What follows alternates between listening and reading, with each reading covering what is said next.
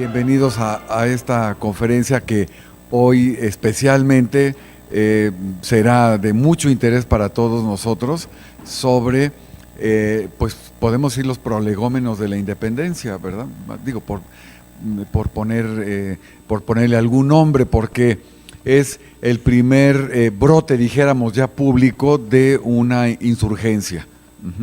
Y la Ciudad de México en ese sentido pues jugó un papel muy importante. En fin, todo lo que va a hablar la doctora Guadalupe Jiménez, a quien ustedes ya conocen, y con las imágenes que tiene, yo creo que será una conferencia en la que vamos a aprender mucho y vamos a ver un poco la verdadera historia de la independencia, porque como se han escrito pues artículos distorsionados totalmente, inmersos de la imaginación, pero con mentiras y hasta con morbo de algunos personajes y de algunos pseudo historiadores que no son historiadores y que escriben y que venden, que es lo peor del caso, ¿verdad? Porque como dice Lupita Jiménez, dice, es que estos venden, dice, porque historia que no tiene sexo. ¿Y qué más dices? Y violencia y tantas cosas, no vende, ¿verdad? Y mentiras, desde luego. No quiero decir el nombre, pero ustedes ya saben de quién hablo, ¿verdad? Ya lo he dicho en otras ocasiones, pero no me quiero comprometer más, porque al rato me va a aventar aquí, sabrá Dios qué, ¿verdad? Pero bueno, entonces vamos a escuchar a Lupita Jiménez, que tiene más de 35 años estudiando la independencia. Yo creo que eso le da una autoridad realmente dentro de lo que es el acercamiento a estos estudios. Por otro lado, ha sido Lupita una gran buscadora de archivos, y una historia que no está sustentada en los archivos es una historia que no se puede comprobar y por lo tanto no es historia. Y Lupita siempre nos ha mostrado que el único camino para conocer o acercarnos realmente a la verdad son los archivos, y tener cuidado con la interpretación también de los archivos. Así que yo creo que será una lección desde muchos puntos de vista. Les recuerdo sus celulares apagados, ¿verdad? Como en vuelo de Aeroméxico, celulares apagados, y bueno, pues no nos queda más que darle las gracias a Lupita Jiménez por estar aquí con nosotros. Se va a vender un artículo dentro de un libro que sacamos hace ya mucho tiempo, que se llama Camino a la Santidad, y Lupita nos escribió un artículo que se llama Las viudas en la independencia, o la independencia de las viudas. Entonces, y es muy interesante porque con labor de archivo nos da una repasada en la historia desde finales del siglo XVIII, donde se empieza a dar la historia de una mujer que es acusada de algún tipo de independencia o de disidencia. Y desde luego la Güera Rodríguez, las mujeres estas, bueno, en fin, yo para qué les cuento, mejor lo leen el artículo. ¿Cómo? No, autoviuda, que sepamos no, ¿verdad? Digo, que sepamos no. Bueno, pues le damos la bienvenida a Lupita Jiménez y muchas gracias por su presencia. Bueno, pues en primer lugar, muchas gracias al doctor Manuel Ramos, a quien, además de que lo estimo mucho como amigo, pues es también mi colega como historiador, y pues muchas gracias a ustedes por venir hoy al Centro de Estudios de Historia de México, Carso, porque sé que pues bueno, es un esfuerzo y les agradezco pues su presencia. Miren, sí, lo que dice Manuel es cierto. Este año de bicentenario, en el que teníamos tantas esperanzas los historiadores de que se reflexionara con profundidad sobre lo que significó el inicio de la Guerra de Independencia. No tenemos un bicentenario de la independencia, eso es falso, ese es un cliché de publicista. No tuvimos independencia en 1810, se inicia un proceso que se convierte en una guerra civil de 11 años, eso es lo que se inicia, pero no tuvimos independencia, menos tuvimos un México independiente en el año 1810, eso no existe, aunque ustedes oigan que hay esa frase que dicen por todos lados, oficial de 200 años de ser orgullosamente mexicanos. No los tenemos, no tenían ellos esa conciencia aún en 1810. Eso lo hace la mercadotecnia. Y espero que ustedes puedan discernir diferenciar lo que es historia auténtica y lo que es mercadotecnia, clichés y visiones totalmente contemporáneas que no tienen que ver con lo que esa generación vivió, que es lo que yo quisiera que hoy recuperáramos. Bueno, vamos a hacer dos partes. Una primera parte va a ser lo que estaba sucediendo en el mundo atlántico, sobre todo en ese momento. Nuestra guerra de independencia no tiene explicación. Sí, perdón. ¿No está bien? ¿Sí? Bueno, muchas gracias. Bueno, perdón. Miren, no podemos entender nuestra guerra de independencia sin un contexto atlántico, mundial, realmente, un contexto iberoamericano, de la América Española, y un contexto local, regional. Tampoco las cosas se dan solo de la Ciudad de México para las demás regiones, y es muy complicado todos estos planos, y que yo intentaré, pues de una manera muy sintética, insinuarles de todo lo que estaba pasando, porque ustedes comprenderán que en una hora no puedo explicarles un proceso tan complicado como fueron estos 11 años. Quiero que vean, este es un mapa francés de 1808. Vean lo que dice América Septentrional, ahí en francés, América Septentrional, ese era la Nueva España. Ustedes pueden ver que al norte daba a los actuales estados de Montana, Colorado, Utah, todo eso que hoy es Estados Unidos era todavía parte de la Nueva España que colindaba con lo que hoy sería Oregón. Y toda esta enorme extensión en color amarillo, y que tiene además en amarillo la Florida y tiene el Caribe y Centroamérica, lo tiene porque la Nueva España tenía jurisdicción sobre toda esa zona y sostenía en términos económicos a toda la zona con situados, es decir, les pagaba la administración, a los funcionarios para que sostuvieran todas estas regiones. Entonces, estamos hablando de uno de los reinos de la monarquía española más grandes y más prósperos de ese momento, la joya de la corona española. Y si se fijaron, usé la palabra reino. La Nueva España nunca fue una colonia. Esos son otros los errores que seguimos repitiendo sin ninguna reflexión. La estructura de la monarquía española estaba hecha de reinos. Había dos grandes reinos en España, que era Castilla y Aragón, y a su vez Castilla tenía reinos y Aragón tenía los suyos. La corona de Castilla tenía, por ejemplo, y ustedes se acordarán, desde primaria aprendimos que Granada, cuando los reyes católicos vencen al último reducto árabe, toman Granada y el reino de Granada se une a la corona de Castilla. El siguiente reino que se va a unir a la corona de Castilla se llama Nueva España en 1523. Esa era la estructura jurídica de la monarquía española. No tiene nada que ver con las 13 colonias que ustedes pueden ver en rosa allá arriba en el mapa, que esas eran 13 colonias, sí, de Inglaterra, pero del siglo siguiente, en el siglo XVII, otro tipo de jurisdicción, otro tipo de establecimiento. Esos sí eran colonias, pero nosotros no, y desgraciadamente lo seguimos repitiendo equivocadamente. Quiero pues que se fijen que la Nueva España de la época, y eso es muy importante, pues era quizá, como diría Montesquieu, si hay una colonia sería España y no la Nueva España. Él mismo se daba cuenta del poderío, de la riqueza y del progreso de este reino. Esto que ven aquí sucedió en 1806, son los antecedentes de lo que voy a hablar.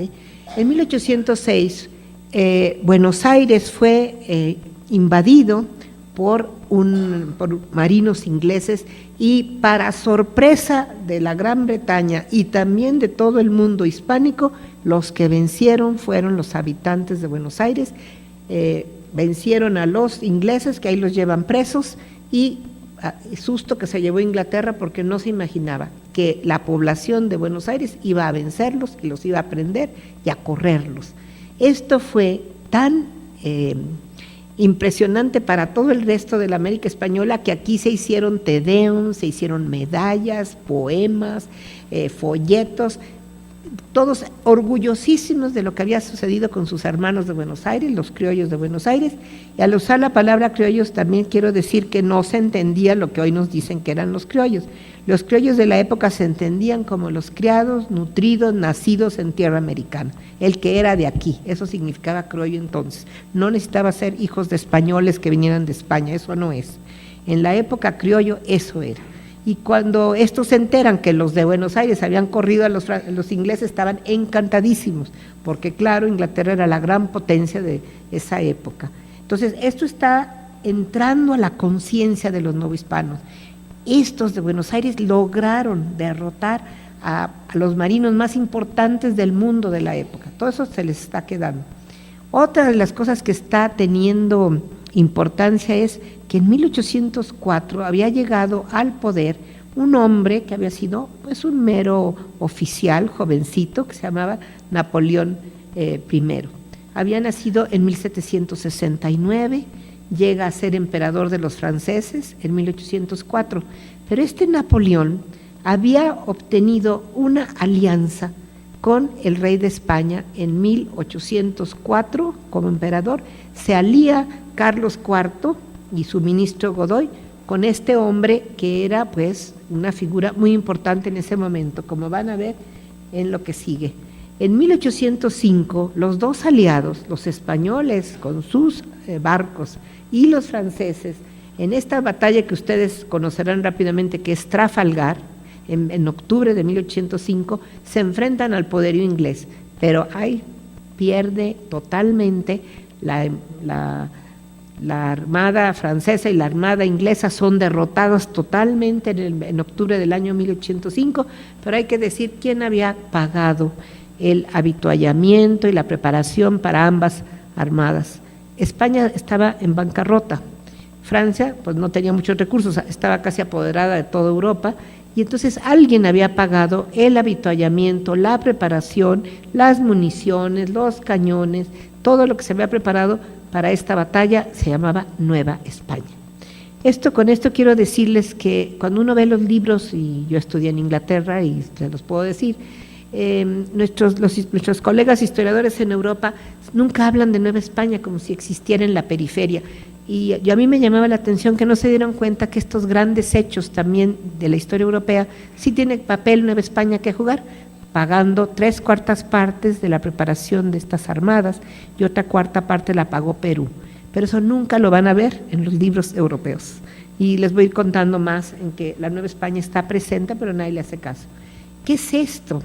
Ver estos regimientos, pero regimientos que llevaban a la esposa, al niño, al perico, al burro, a todo lo que llevaban, es el ejército español en 1807. Napoleón, que era aliado de los españoles, de Carlos IV y de su ministro Godoy, le exige que le mande regimientos españoles hasta Dinamarca, porque él ya tiene prácticamente toda Europa en sus manos, y Dinamarca es neutral, Suecia es neutral, pero él está de acuerdo con ellos y está allí porque ha cerrado prácticamente todos los puertos de todo el norte y de toda Europa al comercio inglés, porque claro, era el enemigo principal de Napoleón. Y entonces Carlos IV manda a sus mejores regimientos que están en Nápoles y otros que están en España, y estos son los regimientos que van. Se llamó la División del Norte, no fue Pancho Villa quien inventó el nombre. Esta es la División del Norte de 1807. Ahí van los pobres, cruzan toda Europa, así como los ven, miren que parecen pijamas, pero así iban, y llegan hasta Dinamarca y ahí están. Pero estos pobres están esperando que ayudar a Napoleón, cuando, imagínense lo que van a sentir, cuando se enteran en enero de 1808, Napoleón ya ha invadido con sus ejércitos España, pero no ha pasado por España, se ha quedado y está tomando las principales ciudades. Y ellos allá abandonados hasta el norte, en aquellos fríos, estas gentes con sus familias, las fragatas británicas los van a sacar, los van a traer a España. Los antiguos enemigos, como vamos a ver, ahí vienen, miren, en sus carretas, así iban, vean que llevan al perro y a todos, a la familia entera. Pues las fragatas británicas se los traen y los traen a España, porque en el año 8, vean aquí cómo está el mapa de Europa, vean dónde está Dinamarca, lo ven en café, En Dinamarca, estos de café son las conquistas del Imperio francés entre 1790 y 92. Ustedes se acordarán que en Suecia ponen como rey Napoleón a uno de sus generales. Son los mismos que hoy son la familia real sueca. No eran nobles, son un general de Napoleón. Y si ustedes ven todos estos colores, ¿qué le quedaba a Europa de libertad? Muy poco. Lo único que le quedaba era Inglaterra, que siempre fue la enemiga de Napoleón, y un pedacito a Italia, porque eso en rosa era todo ya tomado por Napoleón. Por supuesto, lo amarillo, que era Francia, España, que está invadida desde finales de 1807, en diciembre, de 1808 a 1813, totalmente invadida España, ocupada totalmente, y es decir, esta es la Europa napoleónica, que prácticamente Napoleón ha acaparado toda la Europa que conocemos. En 1807 otro suceso muy importante, porque esto va a tener reflejos en nuestra guerra, ustedes dirán, ¿cómo? Ya verán que sí. En 1807 los reyes de Portugal, la familia Braganza, se tiene que escapar porque uno de los objetivos de Napoleón era tomar Portugal. ¿Y por qué quería tomar Portugal? Porque era aliado de Inglaterra. Y como ya tenía prácticamente a toda Europa, solo le quedaba a Portugal tomarlo porque esos eran aliados de Inglaterra. Y entonces las fragatas británicas sacan a la familia Braganza, se la traen a Brasil. Ahora sí, fíjense, la corte portuguesa ya no está en Portugal, va a estar en Brasil. Y hasta 1821 va a continuar en Brasil, es decir, de 7 a 21 está en Brasil. Y cuando decide João, el Juan de Portugal, regresar en 21 a Portugal, el hijo, que es Pedro, dice, yo me quedo, es el famoso grito de Ipiranga, yo me quedo. Y entonces se hace el emperador de Brasil. Por lo tanto, tenemos un imperio en América, que es el imperio brasileño, que va a ser desde ese año hasta los 70, que tuvo más de 50 años como imperio Brasil. Quiero que se sepan que están esos ejemplos, que eso está pasando y que eso va a explicar muchas de nuestras reacciones. La familia de este rey, que es Carlos IV, la esposa, la hija que está con el bebé al lado que están viendo ahí derecho, ella era la reina de Etruria en Italia. Napoleón le canjea a Carlos IV el reino de Etruria, para quedarse él con él, por un reino supuesto que le va a dar en Portugal, que nunca tomó. Y además, pues Carlos IV fue un rey muy incapaz, y después se va a dar cuenta pues que en vez de un aliado lo que tiene es un gran enemigo, porque los ha engañado Napoleón y en realidad no está pasando por España para ir a Portugal, se está quedando con España. El pueblo de España, asusado por este príncipe, que es el príncipe heredero, que es Fernando, va a obligar el 19 de marzo de 1808 a abdicar a Carlos IV y a dejarle el trono a su hijo Fernando VII. Fernando VII es un joven pues muy incapaz también, la gente no lo sabía todavía, pero es una persona muy débil de carácter, de no muy buenas cualidades, y también se somete totalmente a Napoleón. Esta escena es cuando ya llevados Carlos IV y Fernando VII a Bayona, en territorio francés, le ceden a su amigo queridísimo Napoleón, así, amigo queridísimo, le ceden el trono de España. Eso en 3 siglos de la Nueva España no había existido nunca.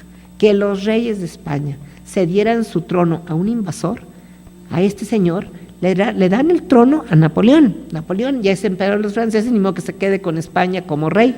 Entonces manda a llamar a su hermano José, que es hermano mayor, que era rey de Nápoles, ahí lo había establecido él, porque habían tomado Nápoles, y ahí está en el centro, le está dando la corona de España, y lo nombra rey de España y de Indias.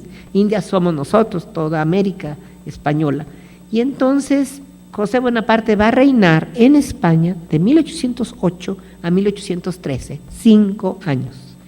La diferencia aquí va a ser que la Nueva España y toda la América española nunca aceptaron el reinado de José Bonaparte. Siempre le dijeron el intruso, nunca nadie, desde el norte de la América, de Nueva España hasta Patagonia, nadie en la América Española lo acepta. Al contrario, ustedes van a ver, esto es en América del Sur, los tablados que también hubo aquí en la Nueva España, en honor con el retrato de Fernando VII, el deseado, la víctima, porque ahora está preso en Napoleón. Fernando VII va a estar preso en Napoleón desde 1808 al año 1814. Y como nadie lo conocía, pues era el deseado y la víctima. Aquí está otro de los tablados que se hicieron en toda la América Española en honor de este rey que está preso. Y como nadie lo conocía, pues lo ven como víctima, y por eso la insurrección que vamos a tener es a nombre del rey, no es contra Fernando VII. Él es el deseado, el pobrecito que lo tienen preso. Este es el cuñado de Napoleón, que se llama Joaquín Murat, que lo va a hacer Napoleón mientras llega su hermano, que viene de Nápoles, a reinar.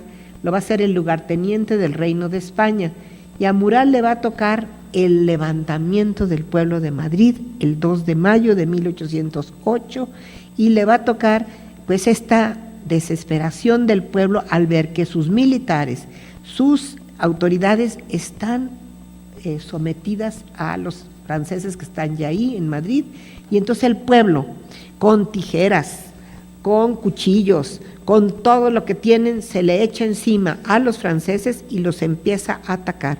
Esta escena pintada por Goya, que es muy famosa, es el 2 de mayo. Al día siguiente es la represalia de los franceses, son los famosos fusilamientos del 3 de mayo, que también los pintó Goya. Esto se va a saber. Aquí está la segunda pintura del 3 de mayo de Goya, en donde ven a los patriotas del pueblo madrileño siendo fusilados por montones por los invasores.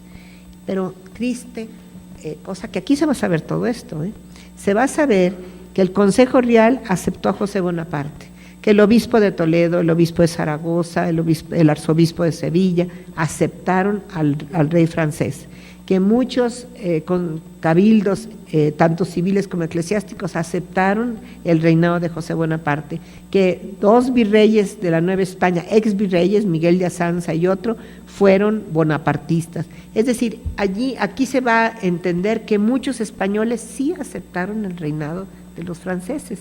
Y entonces lo que se va a decir aquí nunca sucederá, nunca lo aceptaron. Este es José Bonaparte, el hermano mayor de Napoleón, que el pobre no quería ser rey de España. Están las cartas de José Bonaparte diciéndole a su hermano: ¿cómo quiere, porque se hablaban de usted, cómo quiere usted que gobierne si este pueblo no me quiere, si estoy aquí como un intruso? Tengo que estar cuidado, tengo que tener miedo de todo porque aquí nadie me quiere. ¿Cómo voy a gobernar? Pero el hermano le impone que se tiene que quedar ahí. Aquí está las caricaturas de la época, le decían Pepe Botellas o Chepe Botellas, pero el pobre era abstemio, ni siquiera bebía. Pero el pueblo, cuando quiere atacar a alguien, pues siempre le ponen apodos. No fue tan mal rey, quiso hacerlo bien, pero el pueblo no lo soportaba, sobre todo el pueblo que estaba indignadísimo con él. Otro de los sucesos importantes del año 8 es el nacimiento de un modo de pelear que se va a llamar guerrilla. La guerrilla nace en este año y aparece por primera vez esta palabra en el Times de Londres el 27 de octubre de 1808, y dicen: el pueblo español, no el ejército, el pueblo español se ha organizado en unos grupos que dice son una especie, en español le pone guerrilla y le pone entre paréntesis little war, pequeña guerra. Dice, es un modo de atacar en que civiles atacan al ejército y se repliegan como si fueran mosquitos sobre una persona y se van, y ha tenido mucho éxito. Y es que se están fundando en España este modo de pelear de la guerrilla. Hubo 600 guerrillas y una de las más famosas, de las principales al principio, fue la guerrilla de un jovencito de 18 años que se llamó Javier Mina. Nunca se llamó Francisco, aquí entre nosotros, otro error que cometemos todo el tiempo. No se llamó Francisco Javier. Esa es una equivocación porque su tío, Francisco Espós, sí era Francisco, y ahora se mezcló y se le pegaron los dos nombres. Él se llamaba Javier Mina y Larrea. Bueno, él funda en 1808 la guerrilla que se llamó el Corso Terrestre de Navarra. Él era de Navarra, era de cerquita de Pamplona, de un pueblecito que se llama Otano, y él hace con sus amigos y con otros estudiantes, porque él era estudiante en la Universidad de Zaragoza en primer año, y con otros hace este tipo de forma de pelear que atacan y se repliegan. Va a durar 2 años guerreando hasta 1810, que los franceses lo toman prisionero. Normalmente el ejército francés, cuando aprendía a un guerrillero, lo fusilaba en el acto, lo ahorcaba. A él no lo matan. Les dio mucha pena porque era muy jovencito y porque le admiraban mucho. Le llamaban el príncipe de los guerrilleros. Y entonces al no matarlo lo mandan a la prisión de Vincennes, que hoy es una estación de metro de las afueras de París, y ahí está un castillo que fue prisión, donde Napoleón tenía sus peores enemigos, ahí los tenía. Y ahí mandan a Mina, que va a estar 4 años ahí preso, pero lo que les quiero decir con eso, que todo esto está sucediendo en España y nos va a afectar a nosotros en nuestra guerra. Cuando viene el levantamiento del pueblo de Español en Madrid, cuando poco después hay una batalla en Bailén y gana los españoles a estas fuerzas francesas, Napoleón se enfurece y regresa a España y llega hasta Madrid. Aquí está Napoleón en Madrid, con 250,000 soldados nuevos que trae para que aplaquen ahora sí y dejen que el pueblo se calme, el pueblo español, para imponer su poder. No va a poder. Cuando un pueblo no quiere ser sometido, no se deja, ¿verdad? Y el pueblo español va a estar verdaderamente, va a ser el principal, diríamos, actor de esta guerra, pero con aliados, que son los ingleses. ¿Cómo es posible que la pérfida Albión, que siempre había sido la enemiga eterna de España, ahora está de aliada? Pues sí, desde junio de 1808 habían llegado a un acuerdo. Fueron los de Oviedo, los de asturianos, a ver al gobierno inglés en junio de 1808 y a pedirles que se aliaran para luchar contra Napoleón. Encantadísima Inglaterra de aliarse con el pueblo español para correr a Napoleón y a los franceses de ahí. Y este cuadro es el único que existe en nuestro país sobre este hecho, y está hecho en esos años. Fíjense que España está sentada abrazada a la columna de Hércules, porque siempre se dijo que el Hércules había vivido en España, ese es de la mitología griega, acuérdense que es un semidios, y entonces decían que Gibraltar y España, ya la costa española, eran las 2 columnas de Hércules. Entonces siempre ponen España con sus columnas, que son estas, y aquí está con una columna. Pero Inglaterra es la mujer que está también vestida con una, pues así como militar, ¿verdad? Y le está dando, fíjense que le está dando armas y dinero a Inglaterra, a España, que está levantada en armas el pueblo contra Napoleón. Pero ¿quién le va a pagar las armas? ¿Y quién le va a pagar los barcos y los voluntarios y el pago a todos estos oficiales y soldados británicos que están peleando en la península? ¿Quién? Pues Nueva España. No hay nadie más que Nueva España que tenga manera de pagar. Y esa es otra. Por algo Inglaterra no va a querer la independencia de México o de la Nueva España, no la quiere, no la va a querer sino hasta después de 1815, quiere la de Caracas, quiere la de Buenos Aires, quiere la de Lima, quiere la de Santiago de Chile, las que sea, menos la de Nueva España. La razón es que alguien tiene que pagarle lo que ha estado entregando desde 1808 hasta 1813 en armas, en voluntarios, en pagos. ¿Quién va a pagar? Pues es Nueva España. Entonces, por eso es un caso interesante. En la política inglesa, aunque quiere la independencia de los demás dominios españoles, no quiere la Nueva España, porque si no, se va a quedar sin quien le pague. Entre las cosas que nos está vendiendo a nosotros y también, por supuesto, a España, son cañones, todos los fusiles que se llamaban Tower of London, que aquí nos están vendiendo todavía en los años 20 y tantos, desde Londres, porque se guardaban en la Torre de Londres, pero se llaman Tower of London. Pues eso lo tiene que pagar la Nueva España, todo eso lo está pagando. No solamente está pagando eso, está pagando los subsidios que Inglaterra le está dando a los aliados de Napoleón, porque Inglaterra va a tener esta política, va a decir, Dinamarca, Suecia, Prusia, Hungría, Austria están de aliadas de Napoleón, pero si yo les doy buen dinero, se le van a voltear. Y entonces necesita plata. ¿Y saben quién era el primer productor de plata del mundo? La Nueva España. Y la primera consumidora de plata del mundo se llamaba Gran Bretaña. y necesita dinero para pagarle a los holandeses, a los suecos, a los prusianos que cambien su alianza con Napoleón. Y les está dando dinero y los cambia, ¿eh? Al rato Napoleón se va a quedar solo, porque estos aliados se le van a voltear por el dinero inglés, pero que el dinero inglés viene de la Nueva España, que también no les gusta decir a los europeos de dónde viene el dinero.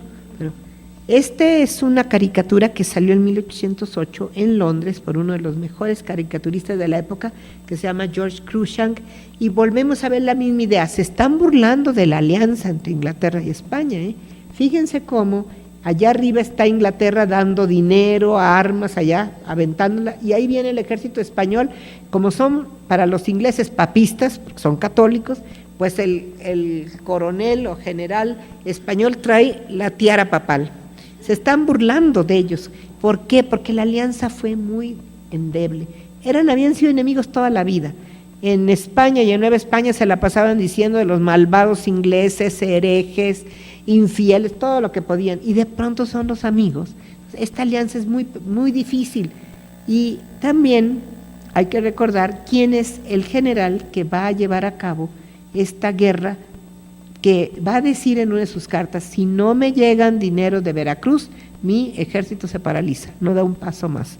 Él va a ser Lord Wellington, que en el momento de que empieza la guerra en 1808, estaba listo en Cork, que es un puerto en Irlanda, para salir, que venía la Nueva España, porque Inglaterra siempre tuvo muchos proyectos para venir e invadir Nueva España, y en 1807-8 estaban planeando venir. Pero en el momento que llegan los de Asturias a pedirle el apoyo a Inglaterra, cambian la política y mandan a él, que todavía no era Lord Wellington, se llamaba Arthur Wellesley, lo mandan a la península. Pero él, que va a estar desde el año 8 hasta el 13 allí en la península, en 9, por una de las batallas en donde tiene éxito, le van a dar el nombramiento de Lord Wellington. Bueno, él decía: no me dan dinero de Veracruz, se para todo, no puedo avanzar. Para que vean quién está pagando esa guerra, que tampoco aparece mucho en los libros ni españoles ni de nadie. Aquí está Lord Wellington en España. Quiero decirles que no se portaban tan bien los británicos tampoco. El pueblo español, que necesitaba su ayuda, también tenía que aguantar pues los saqueos, los abusos. Tomaban mucho de los soldados ingleses, cometían muchas cosas, y entonces pues el pueblo está cansado tanto de los invasores franceses como de los aliados. Pero ha pasado algo muy importante para la Nueva España. La Nueva España tenía dos ejes de autoridad que respetaba profundamente. Una era el eje que era el altar, representado por el Papa, aquí está Pío VII, y por otro lado era el trono, que era en este momento Fernando VII. Pero ¿qué creen? En el año 9 ambos están presos de Napoleón. Napoleón aprende al Papa en el año 9. Imagínense para la mentalidad de la Nueva España que los dos principales ejes de su autoridad están presos por este señor que le dicen el anticristo. Eso es todo el contexto de lo que está pasando en Europa, que todo se sabe por las gacetas, por las noticias que están llegando, y que cada día espantan más a los pobres novohispanos, que como decía Morelos en una carta al obispo de Puebla, le decía: el pueblo de Nueva España es mucho más religioso que el español de España. Es decir, este pueblo, esto le dolía. Ese es el contexto en donde va a aparecer lo que vamos a ver hoy. Este es el estandarte de la Ciudad de México, con el escudo que le dio Carlos V en el siglo XVI. Ustedes pueden ver el escudo que lo rodea en esta orla, las pencas o las hojas del nopal, porque Tenochtitlan quiere decir lugar de nopales. Bueno, ahí están los nopales de Tenochtitlan. En el centro está un castillo y unos leones, porque les recuerdo que la Nueva España era un reino perteneciente únicamente a la corona de Castilla. Ahí está Castilla representada. Y luego tiene 3 puentes que representan las 3 calzadas de México Tenochtitlan, las calzadas prehispánicas, Tacuba, acá Iztapalapa, etcétera. Bueno, atrás se ven el Popo y el Iztaccíhuatl, y arriba, fíjense en la corona. No es una corona ni ducal, ni de nada más de rey, no es una corona imperial, porque había ciudades en la monarquía española que tenían el título de imperial, una en España que se llama Toledo y otra en la Nueva España que se llama la Ciudad de México, para que vean el rango que tenía la Ciudad de México en este contexto. Bueno, esta ciudad, ante las tremendas noticias que va a recibir, pues ¿qué va a hacer? Pues ¿qué va a hacer? Lo que va a hacer es cómo va a decir el Ayuntamiento de la Ciudad de México: nosotros somos la voz y la cabeza del reino de la Nueva España. Y como voz y cabeza del reino, ante la falta de rey que no hay monarca, lo que vamos a hacer es ir a nuestras leyes. ¿Cuáles son nuestras leyes? Las leyes de Castilla. Acuérdense que ellos saben muy bien que son un reino que pertenece a la corona de Castilla. Se van a las 7 partidas de Alfonso el Sabio. Son leyes castellanas del medievo, pero que aquí eran vigentes. Bueno, y en una de las partidas dice que en caso de la ausencia de monarca, por enfermedad, por muerte, porque es muy pequeño y no puede gobernar, que se haga una junta de gentiles hombres del reino que gobiernen a nombre del rey. Es todo lo que va a pedir el Ayuntamiento de la Ciudad de México en 1808, al enterarse de las abdicaciones tanto de Carlos IV, de Fernando VII y del advenimiento de un intruso que nunca van a aceptar, que se llama José Bonaparte. Y entonces el ayuntamiento va a ver al virrey. Este es el Real Palacio del virrey, entonces tenía solo 2 pisos. El tercer piso se le añadió en el siglo XX, en la época de Plutarco Elías Calles, ya muy tardío, 1926, por ahí. Entonces, este es el Real Palacio. Fíjense que no dije Palacio Virreinal, se llamaba Real Palacio, porque como aquí el virrey representaba al otro yo del rey, el rey nunca vino, pero tenía su representante que era el virrey.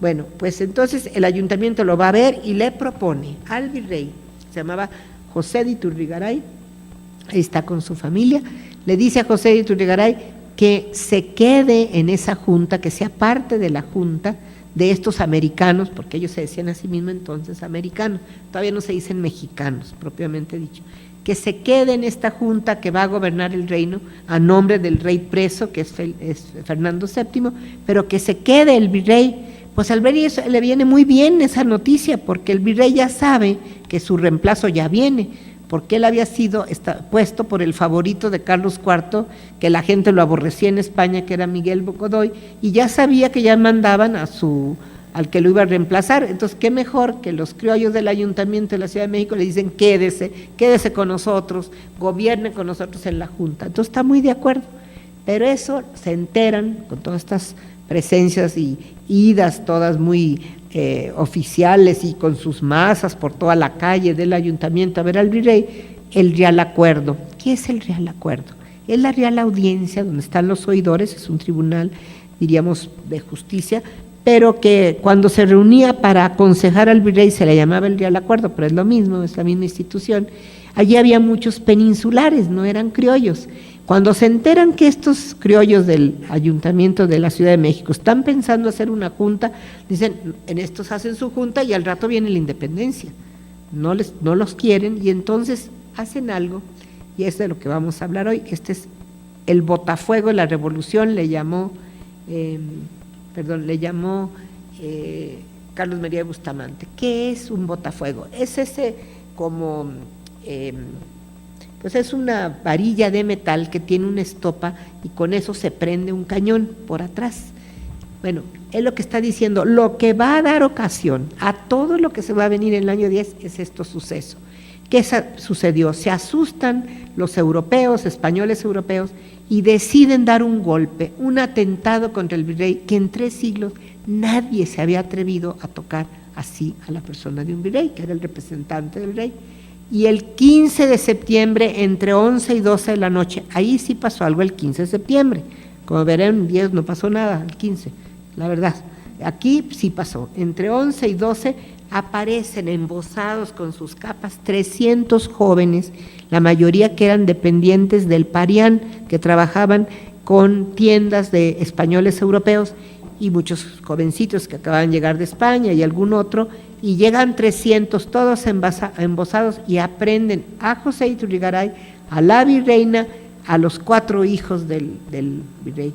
Al virrey y a sus hijos mayores se los llevan al tribunal de la Inquisición, a presos, y a la virreina con los dos chiquitos, la niña y el muchachito que se llama Vicente, tenía 6 años, a estos chiquitos se los llevan al monasterio de San Bernardo, presos. Y después preparan un viaje a Veracruz en 2 coches separados, y el virrey va con sus hijos y la virreina con los 2 más pequeños, pero el que los lleva, el capitán de los conjurados, tiene órdenes de que si alguien intenta liberar al virrey, lo mate, y lo mandan preso, va preso a España. Pero, cosa inaudita, al día siguiente, en la mañana 16 de septiembre, aparece una proclama fijada en las paredes, en las puertas, que dice: el pueblo ha tomado la persona del virrey. ¿Cómo que el pueblo? ¿Cuándo el pueblo había intervenido? ¿Quién le había pedido su opinión? Nadie. Pero estos señores que no creían en la soberanía del pueblo, pues habían hecho este atentado y como siempre se hace, se da la pedrada y se esconde la mano. Entonces dicen que el pueblo ha tomado la persona del virrey, que era una falacia, era una mentira. Y pues eso va a causar un profundo descontento y va a ser algo muy grave. Si se hubiera hecho la junta que querían los americanos, a lo mejor la transición hubiera sido más pacífica, pero la violencia la iniciaron los europeos, los españoles europeos, no fueron los americanos. ¿Y qué va a sentir el criollo, el que vive en la Nueva España, que no tiene más remedio que también él acudir a la violencia? Este suceso del año 8 causó que tuviéramos después 11 años de guerra. Es una tragedia, porque es de las guerras más largas y más cruentas de la América española. Empezó a circular esta estampa que fue recogida a la gente porque empezaron a decir las autoridades que eran espurias, falsas, porque ese es otro problema. El mismo 16 de septiembre establecen estos que hicieron el atentado a un virrey espurio, ilegítimo, que se llamó Pedro de Garibay, y Pedro de Garibay, que era un señor ya de 80 años, un militar, este señor, pues, ¿qué virrey es? Pues, ¿quién lo mandó? ¿Qué autoridad lo mandó? El rey no, ninguna autoridad en España, nadie. Entonces, quiero que se fijen que del 15 de septiembre, la mañana del 16 que se entera el pueblo, de 1808, hasta el 14 de septiembre de 1810, fíjense, 2 años casi exactos, no hubo gobernador ni autoridad legítima en la Nueva España. Si nuestros insurrectos del 16 de septiembre de 1810 hubieran sabido que la tarde del 14 de septiembre llegó un virrey legítimo, Francisco Javier Venegas, ya enviado por las autoridades legítimas en España, que llega la tarde del 14 de septiembre a la Ciudad de México, quizá no se hubieran levantado, porque ellos están convencidísimos que el gobierno de la Ciudad de México es ilegítimo, es decir, el gobierno de la Nueva España. Cuando ellos gritan muere el mal gobierno, no están hablando de España, que es víctima, está invadida, están hablando de ese gobierno espurio que apareció en este atentado el 16 de septiembre de 1808. 2 años no hubo gobierno legítimo en la Ciudad de México y en toda la Nueva España.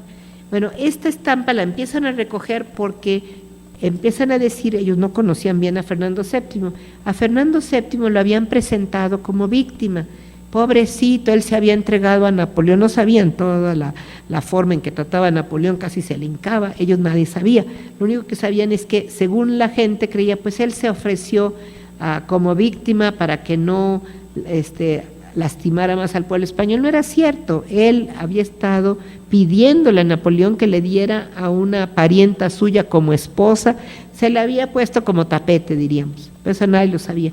Pero en esta estampa les pareció subversiva porque está vestido a la francesa,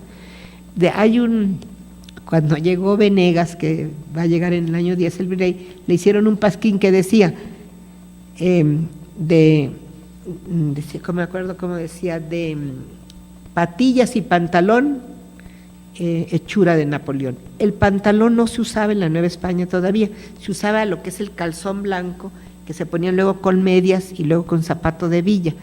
El pantalón es una moda francesa, y aquí está con pantalones Fernando VII, y está vestido a la francesa, y le está dando la espalda a Castilla, lo pueden ver atrás el castillito, y a la bandera española. Entonces decían que era una crítica y lo recogen las autoridades. Pero lo que les quiero decir que en este momento Fernando VII no está visto como enemigo. No nos extrañe que los insurgentes van a gritar viva Fernando VII. Un capitán joven, viudo, tendría en este momento pues unos 38 años, viudo, que se llamaba Ignacio de Allende, originario de la villa muy próspera de San Miguel el Grande, que hoy es San Miguel de Allende, pero entonces era San Miguel el Grande.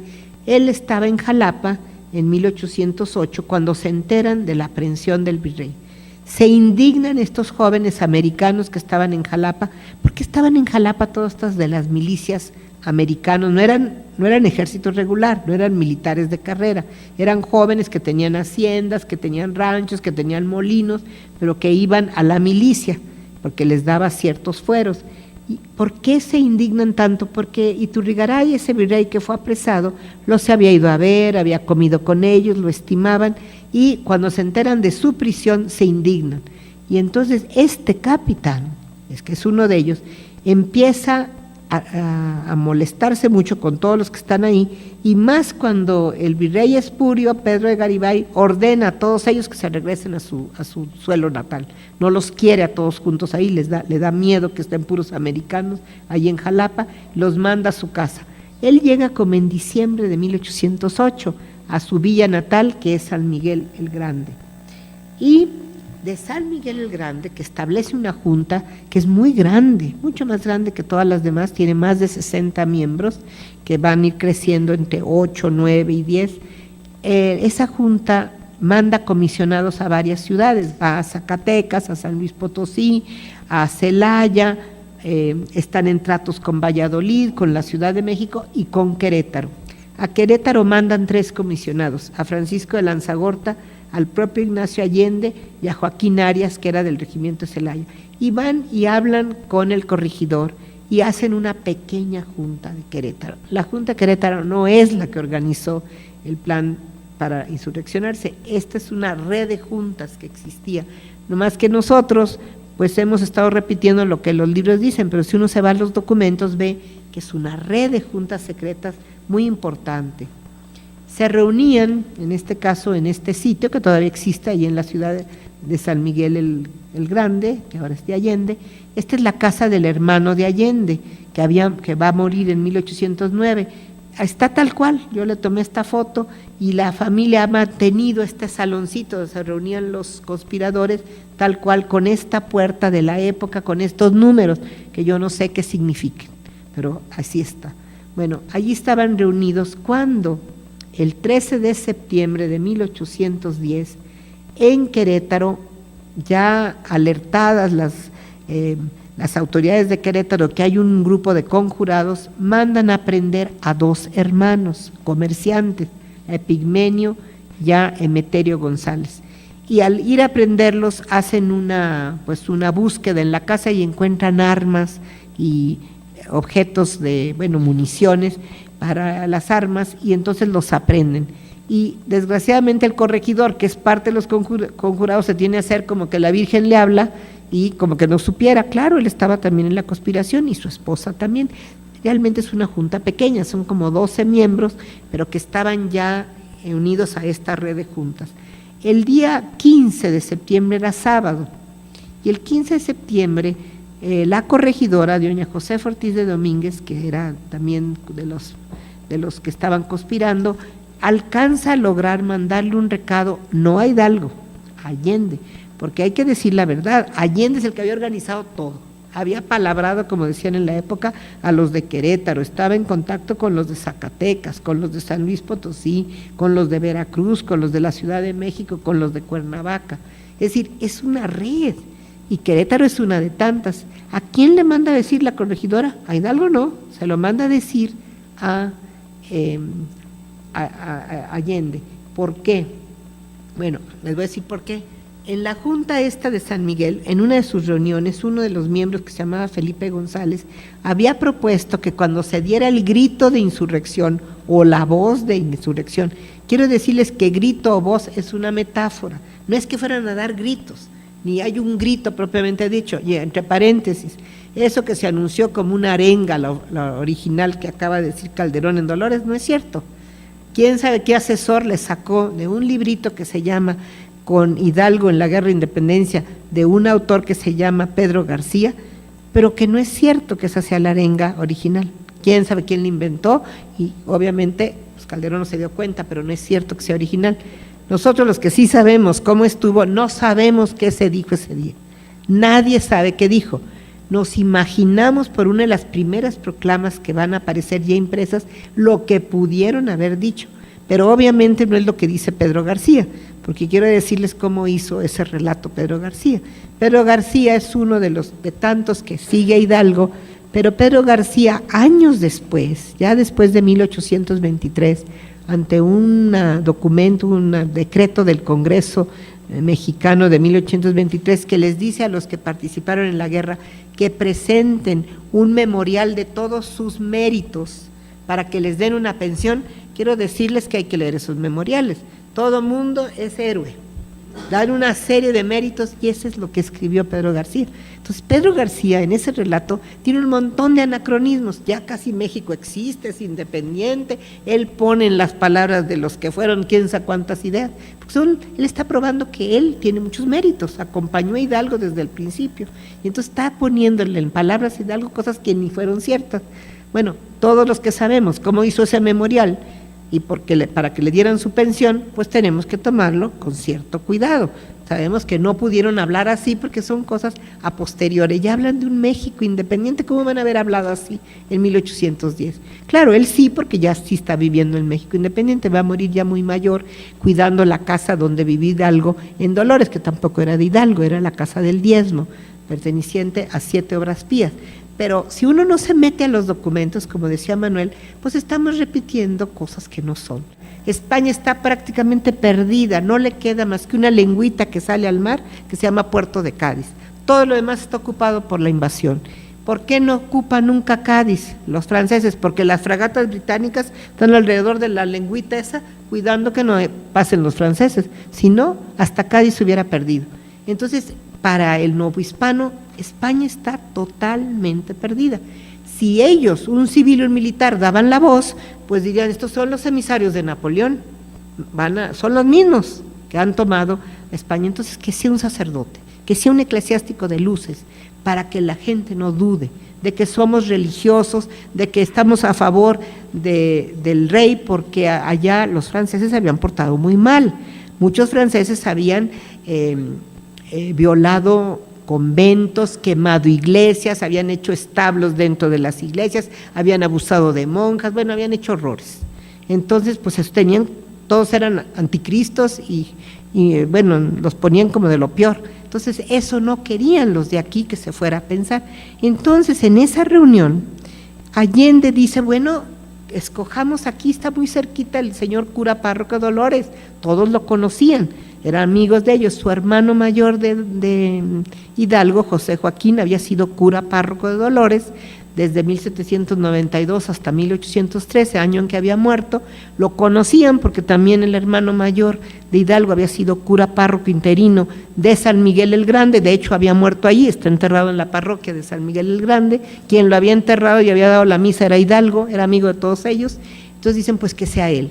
Y además, dice Allende, por 2 razones, porque es muy amigo, tiene muy buenas relaciones con las autoridades administrativas de la Intendencia de Guanajuato, sí, con el intendante Juan Antonio Riaño, que era su amigo, y con el obispo electo de Michoacán, que era también amigo de Hidalgo. Es decir, estaba muy bien relacionado. Entonces lo escogen para que dé la voz. Pero fíjense lo que va a pasar. Este movimiento va a tener 2 cabezas. El que planeó todo y que dijo cómo se iba a hacer, y el que va a ser el vocero, a quien lo escogen para que dé la voz. Y por eso vamos a ver lo que va a pasar. Esta es la bandera original, que fue una de las 2. Hubo 2 banderas originales de la insurrección, que se hicieron en la villa de San Miguel, ya listas para la insurrección. Como les decía yo, esta villa, que fue una villa rebelde, prepara sus banderas. Esta es la parte del anverso, es decir, la parte de atrás de la bandera. Fíjense que arriba está San Miguel, allá arriba, el arcángel. A los lados están las banderas reales con la cruz de Borgoña. Borgoña es una, es una cruz que usaron los Habsburgo, no tanto los Borbones, pero los Habsburgo sí, porque María de Borgoña es la abuela de Carlos V.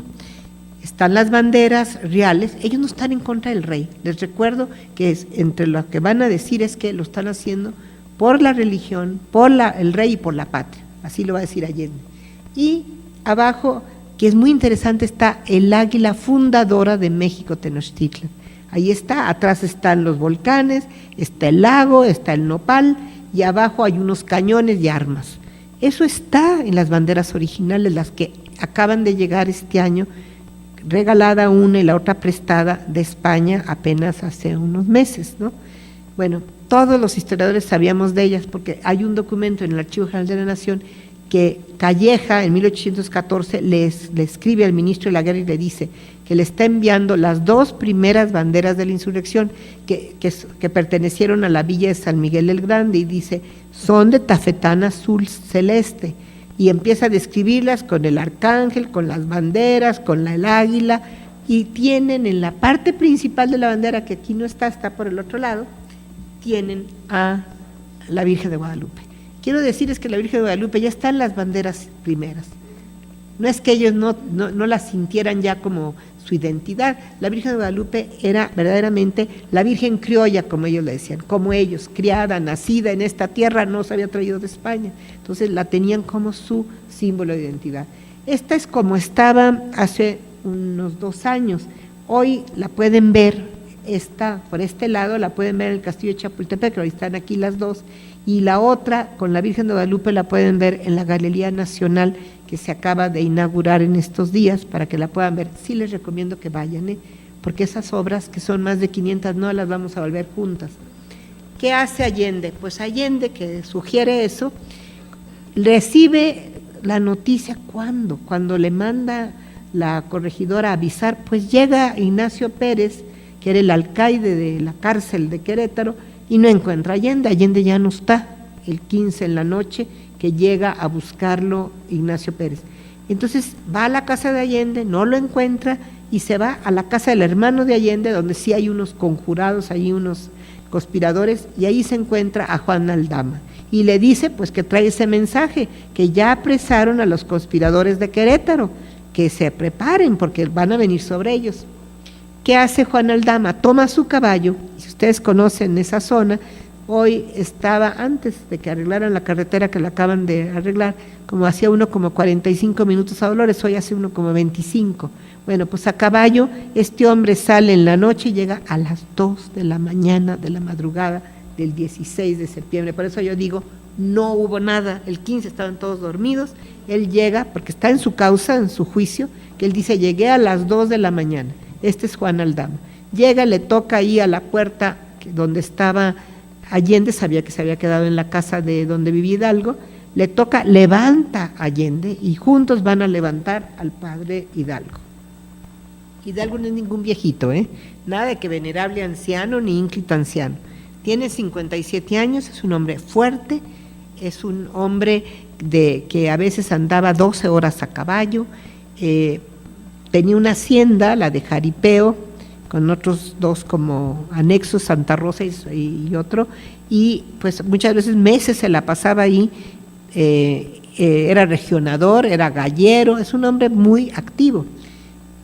Aquí este cuadro está inventado, no sabemos cómo es su cara. Ninguno de los cuadros que existen es como él era, porque nadie lo pintó en vida, que sepamos. Sabemos que tenía ojos verdes, aquí tiene ojos cafés. Sí sabemos porque Alamán, que sí lo conoció, dice que tenía ojos verdes, pero pues todos los cuadros son inventados, para que vean también que tengan mucho cuidado con la iconografía, porque los que lo pintaron pues no lo vieron, o lo pintaron ya muerto e imaginado. Bueno, ¿qué pasa? Lo levantan y a esas horas de la madrugada, como toda buena casa novohispana, los invita a tomar chocolate, porque eso era todo el tiempo. Se sientan ahí en la salita, que pueden ir a verla, la acabo de renovar toda la casa, me la encargaron y la renové, lo más cercano que pude a lo que fue, y por supuesto se sentaron allí en el canapé a tomar el chocolate, y Allende propone que manden comisionados a todas las juntas secretas a avisarles lo que está pasando. Hidalgo ya con mucha razón le dice, ya no hay tiempo, se vienen sobre nosotros. Allende ya lo sabía, no lo sabía por Querétaro, pero lo sabía porque la mañana del sábado 15 de septiembre había llegado el correo de Guanajuato con una orden de aprehensión para Allende, para Aldama, para Basola, para todos ellos. Entonces ya lo sabía, por eso había ido a ver al padre Hidalgo para decirle: ya llegó la hora, usted va a ser el que dé la voz. Por eso se había ido a las 5 de la tarde más o menos del sábado 15. Y cuando están ahí discutiendo qué hacer, es Juan Aldama en su proceso cuenta lo que dijo Allende y dice lo siguiente, esta frase: caballeros, ya no hay más remedio que ir a coger gachupines. ¿Por qué dice eso? Porque como yo les dije, después de 8, y ellos ya no creían que hubiera un medio pacífico para poder lograr sus deseos de hacer su junta de americanos. Y desde la conspiración de Valladolid, que fue en el año 9, que ellos conocieron, por supuesto todos ellos, no fueron parte, Allende sí, ya Basolo sí, pero Hidalgo no, ellos habían propuesto ya desde el año 9 tomar rehenes a puros españoles europeos, llevarlos a canjear a la Ciudad de México por su famosa Junta de Americanos. Y entonces es lo que van a hacer. Son como las 5 de la mañana. Les quiero recordar que en la provincia, en la Nueva España y quizá también en la Ciudad de México, la primera misa era a las 5 de la mañana. Y más o menos a esa hora salen, de unos 12, pocos, a liberar a los presos de la cárcel, a tomar el dinero que está en la casa del subdelegado, que Hidalgo sabía que allí estaba el dinero, de lo que se recogía de dinero, de alcabalas o de lo que serían impuestos, y empiezan a reunir a la gente, y sabemos que dijo una arenga, no es un grito propiamente dicho, no lo que dijo Calderón, pero ¿qué sabemos? Pues sabemos por la primera proclama insurgente algo más o menos así. Ellos lo que le van a decir al pueblo: señores, está en peligro el reino de ser invadido por los franceses, y eso no lo permitiremos jamás. Y ese es el principal pretexto que van a poner la primera insurgencia. Tenemos el peligro porque las autoridades, el mal gobierno que está en la Ciudad de México nos van a entregar a los franceses. Les recuerdo que ellos no saben que ha venido un nuevo virrey, no lo saben. Había entrado la tarde del 14 de septiembre, viernes, y eso están hablando en la madrugada del 16, todavía no saben que hay un virrey. Bueno, pues entonces ellos están diciendo eso. ¿Por qué sabemos? Porque la primera proclama insurgente lo dice, y porque al final dice: viva la América, viva Fernando VII, viva la religión, viva Nuestra Señora de Guadalupe. Pensamos que eso fue lo que les dijo. ¿Qué hace? Que ya tienen como 600, más o menos a las 11 de la mañana. ¿Por qué tiene 600 tan rápido? Bueno, es que ellos ya estaban preparados. El plan original del grupo de San Miguel y de todos ellos era que se levantaban el día 29 de septiembre a las 8:30 de la noche. Como era el día del patrono de San Miguel, había una gran fiesta. Iban a venir de todas partes, de Querétaro, de Celaya, de San Luis Potosí, de todos lados. No iban las autoridades a tener pues recelo, porque era la gran fiesta del patrón de la villa, de San Miguel. Entonces todo el plan era el 29 de septiembre a las 8:30. Pero ¿qué pasa? La historia es impredecible, pues que se les tuvieron que adelantar. Entonces se levantan anticipadamente en Dolores ese día 16, domingo. Ya para las 11 que salen, llevan como 30 más o menos rehenes. ¿A quién se llevan? A los gachupines, a los que son peninsulares. No tocan a un criollo, no tocan a un mestizo, no tocan a nadie que sea americano, solamente a los nacidos en Europa, sean españoles o lo que sean, pero esos son los rehenes.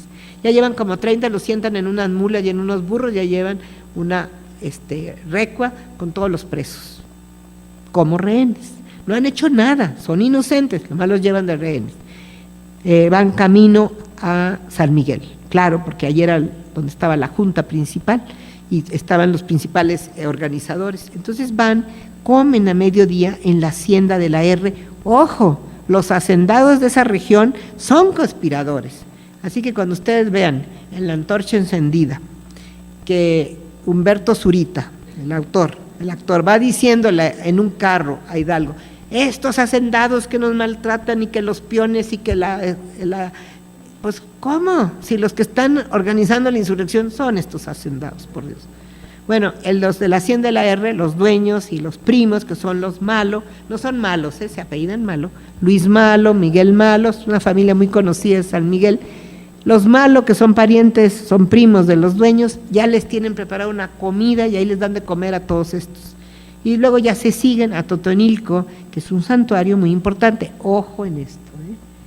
Bueno, en Atotonilco, que es un santuario donde hay una casa de ejercicios fundada en el siglo XVIII por un padre que estuvo en el oratorio de San Felipe Neri en San Miguel, y es un centro de piedad muy importante hasta la fecha, de Dolores, de San Miguel, de toda el área de ahí. Llegan como a las 5 de la tarde según los testimonios. ¿Qué va a pasar? El padre capellán se llamaba Remigio González. Ese padre dejó un testimonio de lo que pasó. Está enterrado hoy en la cripta de San Miguel, en la parroquia. Ahí está abajo y él estaba en 1810 ahí. Y él dice, fíjense que son los documentos, no los libros. Él dice que llegan todos estos que acaban de levantarse en armas y él invita, como siempre, les digo, era la cortesía novohispana, a tomar chocolate a los jefes. Ya están tomando chocolate con ellos otra vez.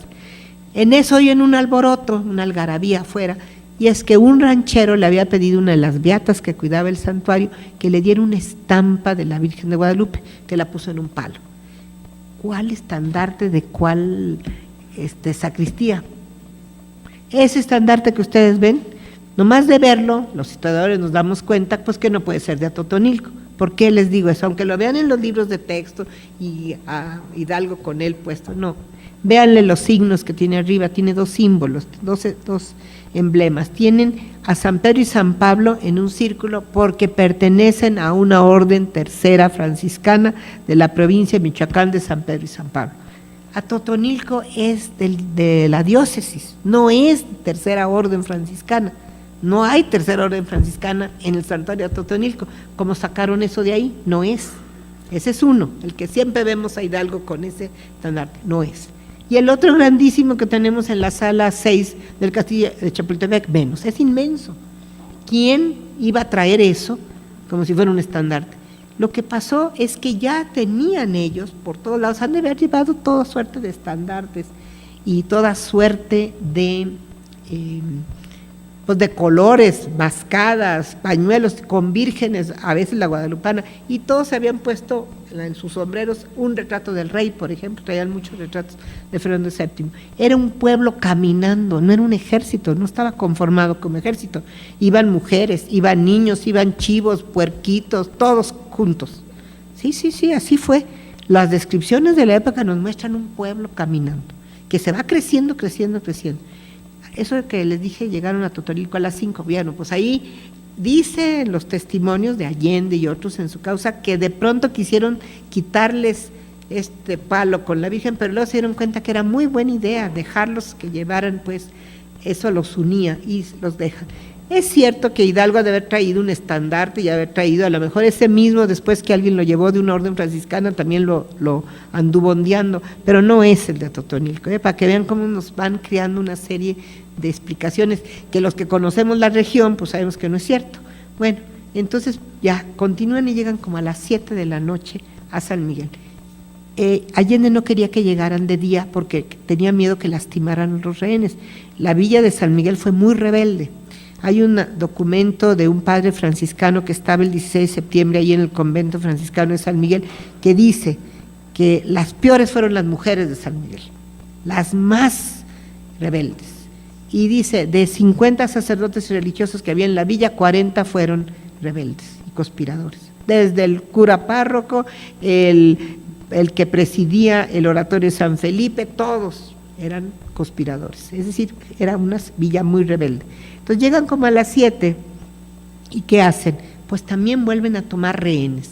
Los pobres españoles europeos que se habían ido a refugiar a las casas reales, es decir, a las casas del cabildo civil, pues estaban ahí a piedra y lodo guardados y va Allende y el coronel del regimiento de dragones de la Reina, que muy listo, había ya renunciado a ser el comandante o digo el coronel de ellos, porque sabía que él también era conspirador, y van y les dicen que se entreguen, que no les va a pasar nada, ni a ellos, ni a sus propiedades, pero a evitar la ira del pueblo, pues que se entreguen, y se entregan como 32 españoles peninsulares, entre ellos el que le administraba los bienes a los Allende, pues muchos amigos y conocidos, cuñados, amigos, pero es que eran los mismos, y no habían hecho nada, nomás que iban a ser rehenes para traer a la Ciudad de México y canjearlos por su famosa junta, que en 8 no los habían dejado hacer. Vean lo importante de las consecuencias del atentado de 8.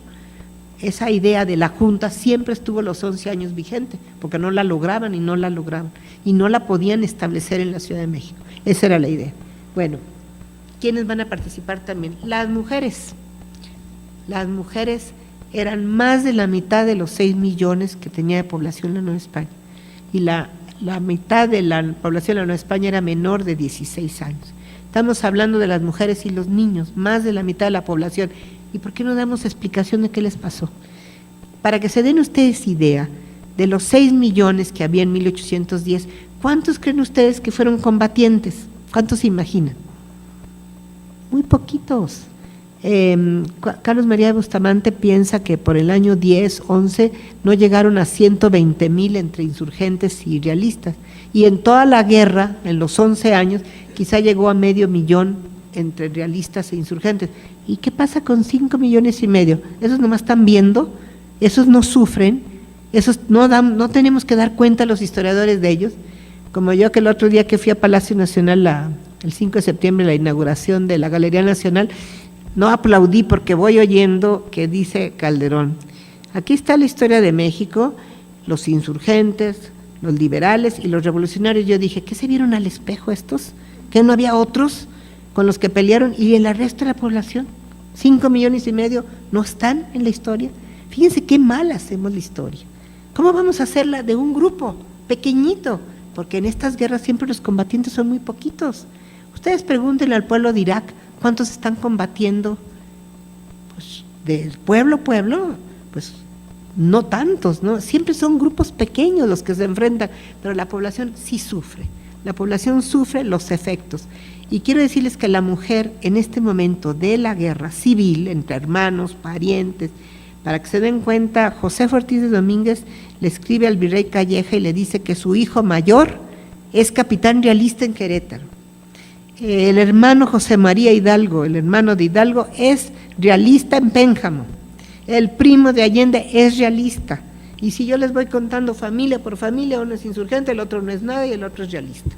Esa es la realidad de esta guerra. No es contra españoles de la península, americanos de aquí o novohispanos, no. En primer lugar, ¿cómo quieren que en ese año 10 y 11 la pobre España, que está invadida y no tiene casi cómo va a andar mandando soldados o regimientos? No es contra España, es interna la guerra. Esas guerras son más duras. Aquí está pues esta realista y esta mujer insurgente ahí peleándose, pero lo que quiero enseñarles es que no se nos olvide estas, que si no fueron todos combatientes, sí fueron víctimas de la guerra.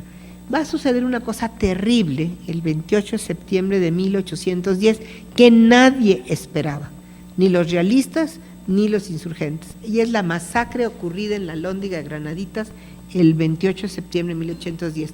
No fue una masacre, hubo 3 masacres en este edificio. La primera es el 28 de septiembre, la segunda el 24 de noviembre y la tercera 25 y 26 de noviembre. Hay 3 masacres, 2 insurgentes, que los insurgentes matan a los que están ahí, y la tercera es de realistas a insurgentes y a inocentes. Les digo esto porque esa es la desgracia de una guerra.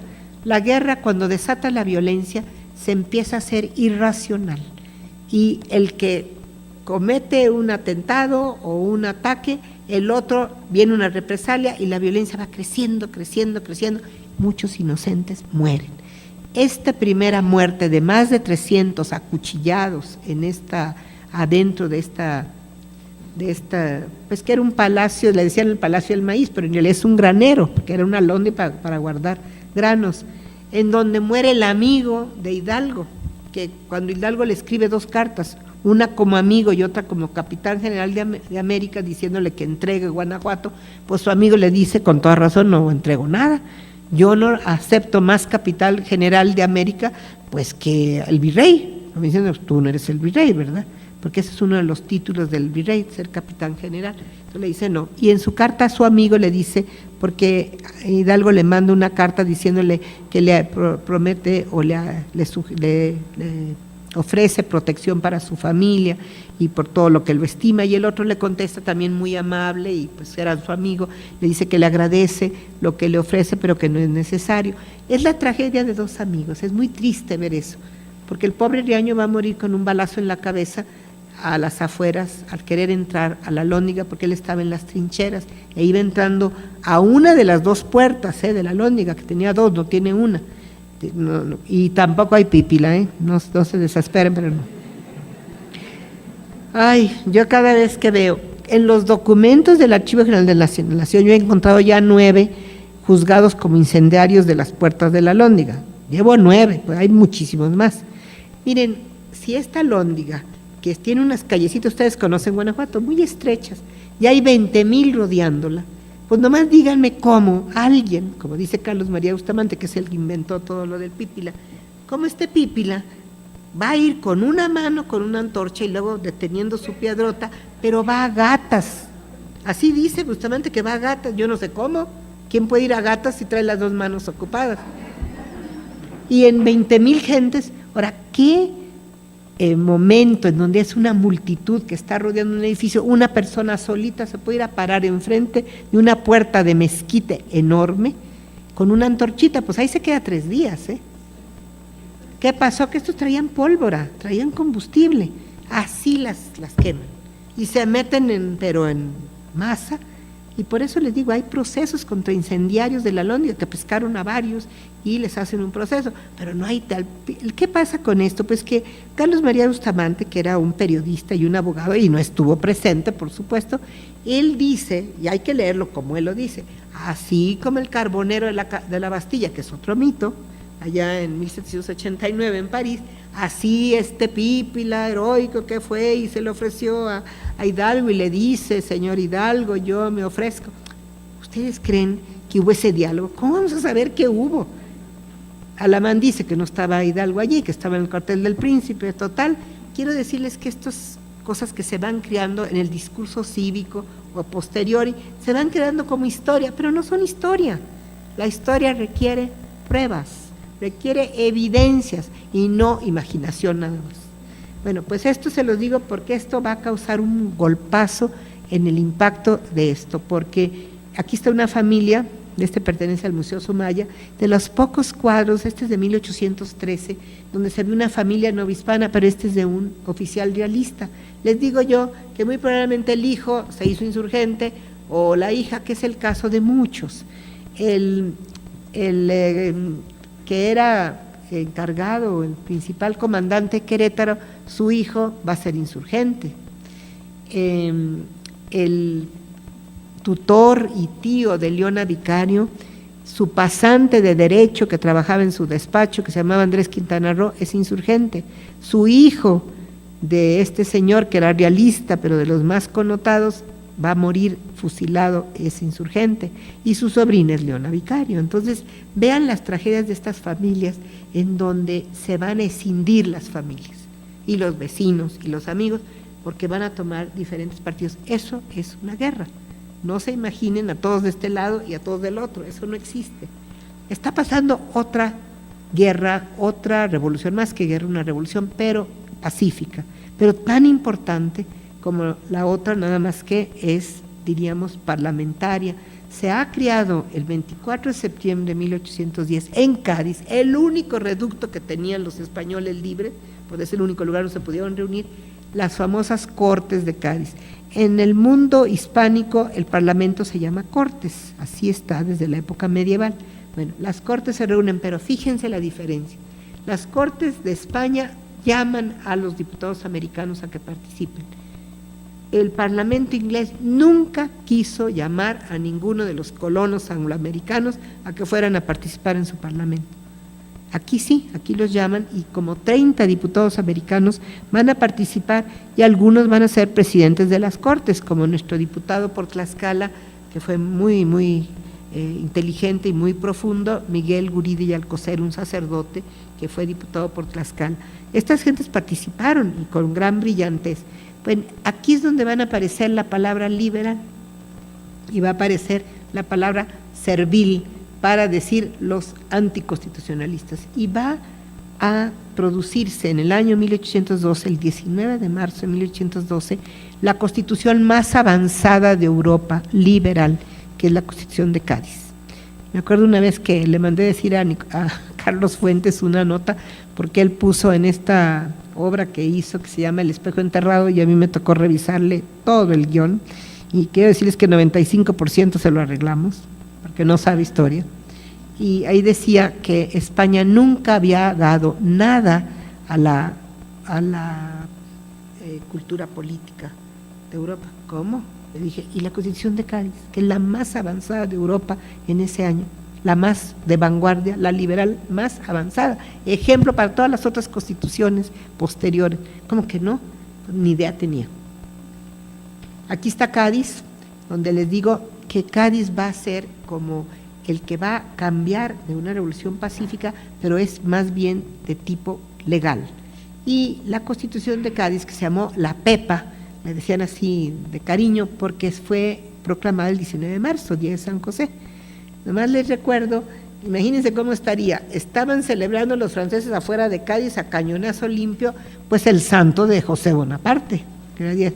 Y acá estaban estos celebrando la proclamación de la Pepa, ¿no? Que era la Constitución. Tenemos otra cosa importante que también tiene que ver con todos estos sucesos. En Europa había otros novohispanos también luchando por lograr la independencia. Este es Servando Teresa de Mier.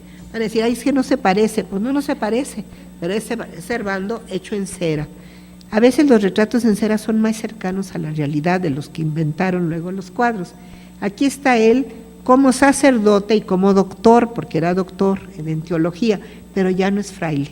Le decimos equivocadamente Fray Servando en estos años, pero él se había secularizado en 1803, ya no era dominico, era sacerdote. Él en 1811 se va a Londres y está ahí, se va con Carlos Alvear y con Carmen Alvear. Carlos Alvear va a ser el primer presidente de la República Argentina. Llegan a Londres en octubre de 1811, procedentes de Cádiz. Llegan ellos dos, llega el padre Mier y un novohispano que se llama Wenceslao de Villarrutio, primo del marqués del Apartado, que ya estaba en Londres, y de su hermano Francisco, que ya estaba en Londres, la familia más rica, no solamente de la Nueva España, de toda la América española, estaban en Londres y van a estar conspirando para apoyar la independencia, todos ellos. Este señor Carlos Alvear funda una logia, que es la logia número 7 de Londres, o la logia Lautaro de Caballeros Racionales. Era una especie de logia patriótica. Tiene cierto parecido a una logia masónica, pero no estamos tan seguros que fuera masónica, más bien era una logia patriótica para conseguir la independencia. Aquí está la bandera de la logia. México tiene esta bandera aquí. Nada más que quiero decirles que estaba catalogada en el catálogo del museo, casi me desmayo cuando vi cómo la habían catalogado, decía, bandera del pirata Cromwell, siglo XVII. ¿Qué les dije? Cromwell, le dije, Oliverio Cromwell es el Lord Protector de Inglaterra, que andaba haciendo de pirata en el Pacífico. Y en el siglo XVII le dije, ¿qué no están viendo lo que es? Ahí está Lautaro. Lautaro es este a caballo, es Lautaro el defensor de Chile en el siglo XVI contra los conquistadores de Pedro de Valdivia. Nunca fue derrotado Lautaro. Entonces era de los araucanos, era mapuche.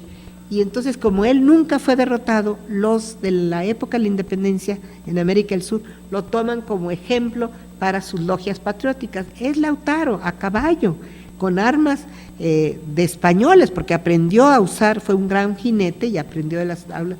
Pero acá está la logia, eso que ven al lado derecho, y le ven un oficial napoleónico al lado, con todo y su tricornio. ¿Cómo va a ser ese un pirata del siglo XVII?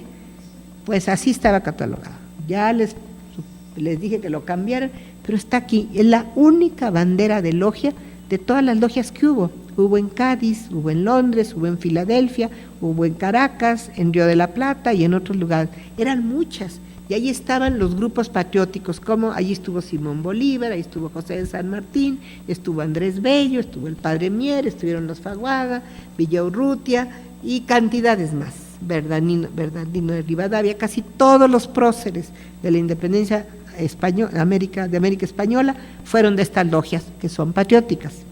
Tenían un juramento bonito, porque Mier cuenta cómo era el juramento, pues él era de esa logia, que les digo que es patriótica, decía, un paso por América del Norte, un paso por América del Sur, un paso por América del Sur, un paso por América del Norte.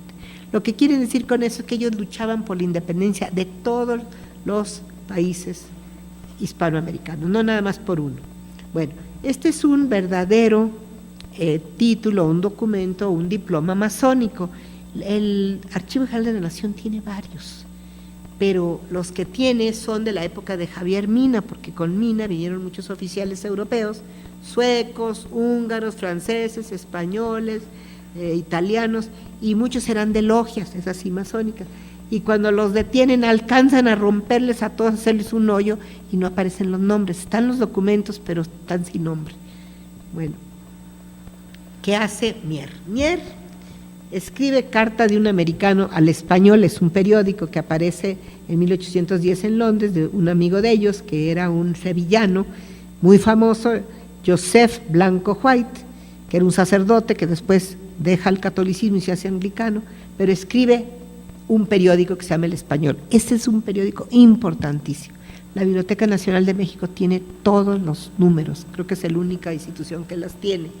¿Por qué es tan importante? Porque aquí aprendieron nuestros insurgentes y nuestra gente a saber cómo se discutía en un congreso, en un parlamento, porque él siempre estaba poniendo las discusiones de las cortes, los diferentes proyectos, los votos que se hacían, y les va enseñando a toda esta generación de hispanoamericanos pues a discutir, a hablar de temas cívicos y de representatividad. Bueno, le escribe, este es de Mier ya está en Londres, ya está publicando, acaba de llegar, ya está publicando, ahí está muy puesto, y le escribe a Joseph Blanco White, a su periódico El Español, y le dice, porque El Español en su número 19 había dicho que no era bueno que Caracas pretendiera la independencia absoluta, todavía no está muy convencido Joseph White que pudieran ser independientes totalmente, y entonces es la defensa de Caracas hecha por Mier, que está en Londres. ¿Quién creen que está en Londres también? Siempre lo pensamos muy diferente. Está Lucas Alamán, un jovencito que le había tocado la toma de la Lóndiga cuando tenía 17 años y ahora está en Europa. Pero ¿qué creen? Este Alamán joven es republicano, no es monárquico de los años 50, de sus obras del 1850, etcétera. No, aquí es un republicano. Le paga el pasaje a Mier, que se había ido a París y lo trae a Londres otra vez, y él está en este mismo grupo de conspiradores que están tratando de ver cómo apoyan la independencia de la Nueva España. Y lo que deciden en el año 15 es que pues se necesita mandar una expedición, pero no con soldados, con oficiales, que entrenen a las tropas de aquí, porque no se necesitan tropas, lo que no hay es veteranos de guerras que sepan del ejército, que están, pues algunos son rancheros, otros son sacerdotes y no saben de guerra. Entonces están diseñando una expedición que va a ser la que conocemos como de Javier Mina, en donde solo van a traer oficiales que entrenen tropas. Y es una coyuntura muy importante el año 15, que es cuando va a ser posible. Ustedes se acordarán que el 18 de junio hay una batalla famosísima, la de Waterloo, que se vence ahora sí, en serio, a Napoleón, y después de Waterloo, en junio de 15, se acabaron las guerras en Europa. No hay guerra hasta muy después. Pero hay un problema para los ejércitos. Los oficiales están sin paga o a media paga, vagando, buscando trabajo. Es el momento que los insurgentes de varias partes de la América Española los van a contratar. Y va a haber expediciones a Caracas, va a haber expediciones a Buenos Aires, a Chile, y se va a organizar la que viene a Nueva España, con una bandera que solo conocieron azul y blanca. Quiero recordarles que los insurgentes usan azul y blanca, que está una bandera de la época de Morelos. No conocieron el tricolor, lo conocieron hasta 21, pero todos estaban muertos, los primeros insurgentes. Y para acabar, porque no podemos contarles toda la historia, pero para que vean esto del atentado, cómo estaba vigente en los 11 años, cuando se consigue la famosa junta que querían que gobernara la Nueva España de americanos, pues era hasta 1821, cuando se consuma la independencia. El plan que está aquí, el original, uno de los 5 originales que hay, aquí está uno, no se llama de Iguala, el original se llama Plan de Independencia de la América Septentrional, acuérdense el nombre que le daban a Nueva España. Hasta ahí, ahora sí, dice el Plan de Iguala que se va a establecer el primer gobierno del Imperio Mexicano, será la Junta Provisional Gobernativa. Ahora sí, hasta 21 vamos a tener una junta que gobierne lo que fue la Nueva España, pero ya con otro nombre que se lo va a dar, no se lo da el plan llamado de Iguala, le decimos así porque fue publicado en Iguala el 24 de febrero de 1821, pero no se llama todavía Imperio Mexicano, sino hasta los tratados de Córdoba que se firman en agosto de 1821. Por primera vez en un documento ya insurgente o trigarante aparece el nombre de la nueva nación, porque ni Hidalgo ni nadie le da nombre, no sabían todas, se equivocan, sí hablan de reino, pero le llaman América Septentrional, Morelos le dice el Anáhuac, América Mexicana, pero no le han puesto nombre.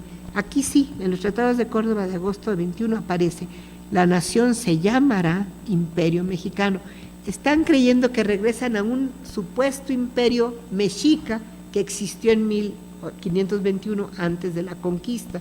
No es cierto, el imperio es una institución romana, aquí no había eso, pero ellos en su mentalidad creían que se había suspendido el imperio mexica por 3 siglos de reino y de virreinato, y entonces volvían al imperio mexica, por eso le llaman Imperio Mexicano.